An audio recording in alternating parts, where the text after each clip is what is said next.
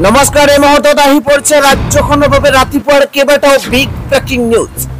আজি হৈছে 18 জুলাই। আজি ৰাতিপুৱাৰ 7টাকৈ গুৰুত্বপূৰ্ণ খবৰ আপোনালোকৰ বাবে লৈ আহিছো। এনে ধৰণৰ খবৰসমূহ চাই থাকিবৰ কাৰণে চেনেলটো সাবস্ক্ৰাইব কৰি ভিডিঅ'টো শেষলৈকে চাই থাকিব। আমি জনাই আছো এই মুহূৰ্তত এটা গুৰুত্বপূৰ্ণ খবৰ। দেখত নিবনুৱা সমস্যাই কিদৰে কাল ৰূপ ধাৰণ কৰিছে এটা দৃশ্য দেখিলে আপুনি অনুমান কৰিব পাৰিব। এই দৃশ্য দেখিলে আপুনি ভালদৰে অনুমান কৰিব পাৰিব। এই পৰিস্থিতি হৈছে মুম্বাইৰ এই পৰিস্থিতি দেখিলে আপুনি দেখত কিদৰে নিবনুৱা সমস্যা বৃদ্ধি পাইছে তাৰ এটা অনুমান আপুনি পাব। ইয়াৰ ইণ্ডিয়া সাক্ষাৎকাৰত এক অভাৱনীয় পৰিস্থিতিৰ সূচনা হৈছে। মাত্ৰ 600টা পদৰ বাবে হাজাৰ হাজাৰ প্ৰাৰ্থী এইদৰে ওলাই আহিছে। মাত্ৰ 600টা পদ ইয়াৰ ইণ্ডিয়াত সাক্ষাৎকাৰত, আৰু যাৰ বাবে ওলাই আহিছে 600টা পদৰ বাবে ওলাই আহিছে হাজাৰ হাজাৰ জনতা।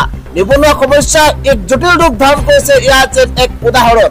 পৰৱৰ্তী গুৰুত্বপূৰ্ণ খবৰটো আপোনালোকৰ বাবে অত্যন্ত জৰুৰী, কিয়নো সবকা সাথ সবকা বিকাশ এই শ্লোগান হৈছে প্ৰধানমন্ত্ৰী নৰেন্দ্ৰ মোদীৰ। সবকা সাথ সবকা বিকাশ এতিয়া আৰু নালাগে। বিজেপিৰ এই শ্লোগানৰ বিৰোধিতা কৰিছে খুব বিজেপি নেতাই। এটা গুৰুত্বপূৰ্ণ খবৰ জনাৰ চেষ্টা কৰিছো। বিজেপিৰ শ্লোগানৰ বিৰোধিতা কৰিছে খুব বিজেপি নেতাই। সবকা সাথ সবকা বিকাশ আমাক নালাগে বুলি মন্তব্য কৰিছে নেতাজনে। দেশৰ সবকা সাথ সবকা বিকাশ বন্ধ কৰক। প্ৰধানমন্ত্ৰী নৰেন্দ্ৰ মোদীৰ এই শ্লোগান সবকা সাথ সবকা বিকাশ, এই সবকা সাথ সবকা বিকাশ বন্ধ কৰক। সংখ্যালঘু মৰ্চা বন্ধ কৰাৰো হুংকাৰ বিজেপি নেতাগৰাকী। বিজেপি নেতাৰ মন্তব্যই দেশৰ ৰাজনীতিত লগাইছে তোলপাৰ। যি আমাৰ সৈতে থাকিব আমি তাৰ সৈতে থাকিম বুলি নেতাগৰাকীয়ে মন্তব্য কৰিছে। বিজেপিৰ শ্লোগানৰ বিৰোধিতা কৰি সংখ্যালঘু সন্দৰ্ভত বিস্ফোৰক মন্তব্য কৰিছে নেতাজনে। দেশত সংখ্যালঘু মৰ্চাৰ কোনো প্ৰয়োজন নাই। সংখ্যালঘু মৰ্চা বন্ধ কৰি আমি দেশৰ সংবিধান ৰক্ষা কৰিম। বিজেপি নেতা শুভেন্দু অধিকাৰীয়ে বিতৰ্কিত মন্তব্য কৰিছে।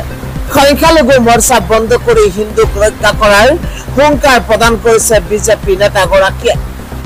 আজি পৰৱৰ্তী খবৰটো অত্যন্ত গুৰুত্বপূৰ্ণ আপোনাৰ বাবে, কিয়নো শেহতীয়াকৈ সামাজিক মাধ্যমত হিমন্ত বিশ্ব শৰ্মাই কৰা এক মন্তব্যক লৈ এবাৰ গৰজি উঠিছে গৌৰৱ গগৈ। শেহতীয়াকৈ মুছলমান জনসংখ্যাক উদ্দেশ্য কৰি মন্তব্য কৰিছিল মুখ্যমন্ত্ৰী ডক্টৰ হিমন্ত বিশ্ব শৰ্মাই। মুখ্যমন্ত্ৰীগৰাকীয়ে কৈছিল যে মুছলমানৰ জনসংখ্যা 40% বৃদ্ধি হোৱা বুলি দাবী কৰিছিল মুখ্যমন্ত্ৰীগৰাকীয়ে। 1951 চনত 12% আছিল মুছলমানৰ জনসংখ্যা, কিন্তু ইয়াৰ বাবে কেইবাখনো জিলা হেৰুৱা বুলি উদ্বিগ্ন হৈ পৰিছিল মুখ্যমন্ত্ৰীগৰাকী, আৰু কৈছিল এয়া মোৰ বাবে জীৱন মৰণৰ খেল। এই মন্তব্য কৰিছিল শেহতীয়াকৈ মুখ্যমন্ত্ৰীগৰাকীয়ে, আৰু তাৰ প্ৰত্যুত্তৰ দিছে আজি গৌৰৱ গগৈয়ে। মুখ্যমন্ত্ৰী হিমন্ত বিশ্ব শৰ্মাক তোলা ধোনা দিছে, উভতি ধৰিছে গৌৰৱ গগৈ। গৌৰৱ গগৈৰ তৰফৰ পৰা কেতবোৰ মন্তব্য কৰা হৈছে।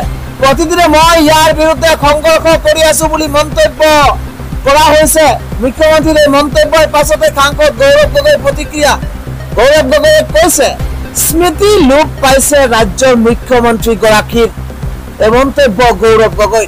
মাত্ৰ 2 মাহ পূৰ্বে সংখ্যালঘু এলেকাত নাচি বাগি ফুৰিছিল এইগৰাকী মুখ্যমন্ত্ৰী হিমন্ত বিশ্ব শৰ্মাই, আৰু মাত্ৰ 2 মাহ নৌযাওঁতেই পুনৰ তাৰ ওলোটা ছবি মুখ্যমন্ত্ৰীৰ আগত দেখিবলৈ পোৱা গৈছে। বিজেপিৰ বাবে ভোট খোজাৰ সময়ত এয়া জীৱন মৰণৰ খেল নাছিল নেকি? এই প্ৰশ্ন কৰিছে গৌৰৱ গগৈয়ে। কেৱল সিমানেই নহয়, মুখ্যমন্ত্ৰী ডক্টৰ হিমন্ত বিশ্ব শৰ্মাক প্ৰশ্নও কৰিছে সাংসদ গৌৰৱ গগৈয়ে। ৰাজ্যত জোকাৰি যোৱা আজিৰ পৰৱৰ্তী ডাঙৰ খবৰটো হৈছে পাহাৰৰ পৰা 650 ফুট তললৈ বাগৰি পৰিছে এখন যাত্ৰীবাহী বাছ, আৰু লগে লগেই 25 গৰাকীকৈ লোকৰ মৃত্যু হৈছে। ৰাজ্যত কঁপাই যোৱা 1 ফুট 2 ফুট নহয়, 650 ফুট তললৈ বাগৰি পৰিছে এখন যাত্ৰীবাহী বাছ। লগে লগেই 25 গৰাকীকৈ লোকৰ থিতাতে মৃত্যু হৈছে। এক গাৰ্ণম শিয়ৰি উঠা ভয়ংকৰ শিহৰণকাৰী পথ দুৰ্ঘটনা সংঘটিত হৈছে। পাহাৰৰ পৰা 650 ফুট তললৈ বাগৰিছে এখন যাত্ৰীবাহী বাছ। লগে লগে 25 গৰাকী আৰু নাই। 17 জনকৈ যাত্ৰী গুৰুতৰভাৱে আঘাতপ্ৰাপ্ত হৈছে। নিয়ন্ত্ৰণ হেৰুৱাই বাছখন বাগৰি পৰিছে পাহাৰৰ তললৈ। বাছখনত আছিল প্ৰায় 42 গৰাকীকৈ যাত্ৰী। কালি পাহাৰীয়া অঞ্চলৰ মাজেৰে গৈ থকা অৱস্থাতেই এই ভয়ংকৰ পথ দুৰ্ঘটনা সংঘটিত হৈ 25 গৰাকীকৈ লোকে প্ৰাণ হেৰুৱাইছে। পেৰুৰ পাহাৰীয়া অঞ্চলত ইণ্ডিয়ান আয়াকুচুত এই ভয়ংকৰ পথ দুৰ্ঘটনা সংঘটিত হৈছে বুলি জানিব পৰা গৈছে। উত্তৰ কাজামাৰ্কা অঞ্চলত এপ্ৰিলত 25 গৰাকী, ছেপ্টেম্বৰত 24 গৰাকী লোকৰ দুৰ্ঘটনাত প্ৰাণ হেৰুৱাইছিল। পৰৱৰ্তী খবৰ, ৰাজ্যত চলিছিল বাল্য বিবাহ বিৰোধী অভিযান। মাত্ৰ 1 বছৰ পূৰ্বে মুখ্যমন্ত্ৰী ডক্টৰ হিমন্ত বিশ্ব শৰ্মাৰ নেতৃত্বাধীন এইখন চৰকাৰে বাল্য বিবাহৰ বিৰুদ্ধে সৰব হৈ পৰিছিল। সেই সময়তে ইজনৰ পিছত সিজনকৈ অবৈধ স্বামীক টানি চুচৰাই জেললৈ লৈ গৈছিল আৰু তাৰ পিছতে আজি পৰ্যন্ত বাল্য বিবাহ বিৰোধী অভিযান অব্যাহত আছে। পুনৰ তালিকা প্ৰস্তুত কৰা হৈছে। পুনৰ বাল্য বিবাহক লৈ চলিব তাতোতকৈ দুগুণ গতিৰে বৃহৎ অভিযান। তালিকা প্ৰস্তুত কৰিছে মুখ্যমন্ত্ৰীগৰাকীয়ে। অসমত পুনৰ অবৈধ স্বামীৰ বিৰুদ্ধে চলিব মাৰাথন অভিযান।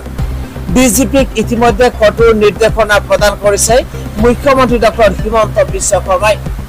প্ৰাৰম্ভিক তালিকা প্ৰস্তুত কৰিবলৈ ইতিমধ্যে নিৰ্দেশ দিয়া হৈছে। নাবালিকাক বিয়া কৰোৱা স্বামীক সন্মুখীন হ'ব কঠোৰ শাস্তিৰ। ইফালে নৱেম্বৰ ডিচেম্বৰ মাহত পুনৰ চলিব ৰাজ্যত বাল্য বিবাহ বিৰোধী অভিযান। অবৈধ শ্ৰমিকসকলক টানি চুচৰাই লৈ অনা হ'ব। উজনিৰ পৰা নামনিলৈ চলিব এই বৃহৎ অভিযান। পূৰ্বতকৈ অধিক কঠোৰ হ'ব ৰাজ্যৰ আৰক্ষী প্ৰশাসন। নতুন আইনৰ অধীনত গোচৰ ৰুজু কৰা হ'ব। পূৰ্বতকৈ অধিক শাস্তিৰ সন্মুখীন হ'বলগীয়া হ'ব বাল্য বিবাহ কৰা পুৰুষসকল। দীঘলীয়া তালিকা প্ৰস্তুত কৰিছে ৰাজ্য চৰকাৰে। অসমত পুনৰ অবৈধ স্বামীৰ বিৰুদ্ধে চলিব এক বৃহৎ অভিযান। আজিৰ পৰৱৰ্তী ডাঙৰ খবৰটো হৈছে আটাইতকৈ এক ডাঙৰ খবৰ, জানিবলগীয়া খবৰ। আজি চৰাইদেউ জিলা বন্দৰ ঘোষণা কৰা হৈছে। মাত্ৰ 12 ঘণ্টাৰ বাবে বন্দৰ ঘোষণা কৰিছে স্থানীয় দল সংগঠনে। জানিব পৰা মতে চৰাইদেউ মৈদাম ক্ষেত্ৰ শিৱসাগৰত অন্তৰ্ভুক্ত কৰাক লৈ এই 12 ঘণ্টীয়া বন্দৰ আহ্বান জনাইছে দল সংগঠনে। আৰু আজি চৰাইদেউ জিলা 12 ঘণ্টাৰ বাবে সম্পূৰ্ণৰূপে বন্ধ থাকিব। পৰৱৰ্তী খবৰ, নতুন আঁচনি আনিছে চৰকাৰে। এবাৰ যুৱকে পাব বিনামূলীয়া শিক্ষা ব্যৱস্থা। প্ৰতিমাহে একাউণ্টত সোমাব 10,000কৈ টকা। যুৱতীৰ লগতে ৰাজ্যৰ লাখ লাখ যুৱকে লাভ কৰিব চৰকাৰী আঁচনিৰ দ্বাৰা। প্ৰতিমাহে 10,000 টকা পৰ্যন্ত লাভ কৰিব লাখ লাখ যুৱক যুৱতীয়ে। স্নাতক উত্তীৰ্ণ যুৱক যুৱতীলৈ প্ৰতিমাহে 10,000 টকাৰ আৰ্থিক সাহায্য আগবঢ়োৱা হৈছে। ডিগ্ৰী সম্পূৰ্ণ কৰা যুৱক যুৱতীয়ে লাভ কৰিব 8,000 টকাৰ আৰ্থিক সাহায্য। দ্বাদশ উত্তীৰ্ণ শিক্ষাৰ্থীয়ে প্ৰতিমাহে 6,000 টকাৰ সাহায্য লাভ কৰিব। আৰু এই ঘোষণা কৰিছে মহাৰাষ্ট্ৰৰ একনাথ সিন্ধে চৰকাৰে। পৰৱৰ্তী খবৰ, আজি গুৱাহাটী মহানগৰীৰ লগতে ৰাজ্যৰ ভিন্ন প্ৰান্তত আকাশ ঘাইকৈ ডাঙৰীয়া হৈ ঠায়ে ঠায়ে প্ৰচণ্ড বৰষুণ অব্যাহত আছে। আজি গুৱাহাটী মহানগৰীৰ লগতে ৰাজ্যৰ ভিন্ন প্ৰান্তত নেৰানেপেৰা বৰষুণ অব্যাহত আছে। বতৰ বিজ্ঞান কেন্দ্ৰই জনোৱা আগজাননী অনুযায়ী আগন্তুক 24 ঘণ্টাৰ ভিতৰত ৰাজ্যৰ কেইবাখনো জিলাত হ'ব ধাৰাসাৰ বৃষ্টিপাত।